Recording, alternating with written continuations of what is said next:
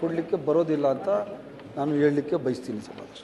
ಮಾನ್ಯ ಸಭಾಪತಿಯವರೇ, 60 ಎಕರೆ ಜಮೀನು ರೈತರಿಗೆ, ಅನ್ನದಾತರು, ರೈತರು ಅಂದರೆ ಅನ್ನದಾತರು, ಈ ಅಕ್ವೈರ್ ಮಾಡಿರ್ತಕ್ಕಂಥ ಜಮೀನು ನೀವು ಬಡವರಿಗೆ ಆಶ್ರಯ ಸೈಟ್ ಕೊಡೋಕ್ಕಲ್ಲ.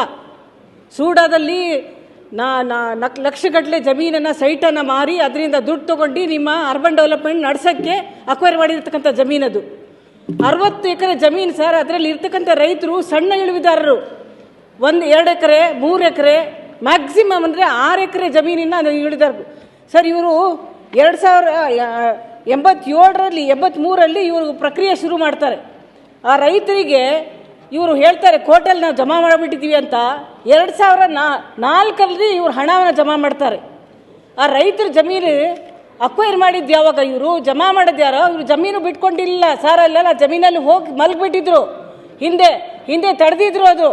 ಆದರೂ ಕೂಡ ಇವ್ರು ಏನು ಮಾಡಿದ್ರು ಅಂದರೆ, ಅಲ್ಲಿ ಇರ್ತಕ್ಕಂಥ ಸೂಡಾ ಅಧ್ಯಕ್ಷರು ಮತ್ತು ಎಲ್ಲ ಸೇರಿ ಅಲ್ಲಿಗೆ ನಿಮಗೆ ಸೈಟ್ ಕೊಡ್ತಾ ಇದ್ದೀವಿ ನಾವು ಅಂತ ಹೇಳಿ, ಇವರು ನೀವು ನಮ್ಮ ಪರವಾಗಿದ್ದೀರಾ ಅಂತ ಹೇಳಿ ಕೋರ್ಟಲ್ಲಿ ಇರಬೇಕಾದ್ರೆ ಮಾನ್ಯ ಸಚಿವರು ಹೇಳ್ತಾರೆ ಕೋರ್ಟ್ ಅವ್ರ ಪರವಾಗಿ ಯಾಕೆ ಆಗಲಿಲ್ಲ ಅಂತವನು ಕೂಡ ನಾನು ಅವ್ರ ಗಮನವನ್ನು ಸೆಳೀತಾ ಇದ್ದೀನಿ. ಕೋರ್ಟಲ್ಲಿ ಯಾಕೆ ಆಗಲಿಲ್ಲ ಅಂದರೆ, ಕೋರ್ಟಲ್ಲಿ ಇವ್ರ ಪರವಾಗಿ ಆಗುವ ಸನ್ನಿವೇಶದಲ್ಲಿ ಇವರಿಗೆ ಇವ್ರ ಪರವಾಗಿ ಹೇಳುವ ಸ್ಟೇಟ್ಮೆಂಟಲ್ಲಿ ಜಡ್ಜ್ ಏನು ಕೇಳ್ತಾರೆ, what is the evidence, where do you have evidence that farmers have agreed ಅಂತ ಹೇಳಿದಾಗ ಅಲ್ಲಿ ಇರ್ತಕ್ಕಂಥ ವಕೀಲರಿಗೆ ಉತ್ತರ ಕೊಡೋಕ್ಕಾಗಲಿಲ್ಲ.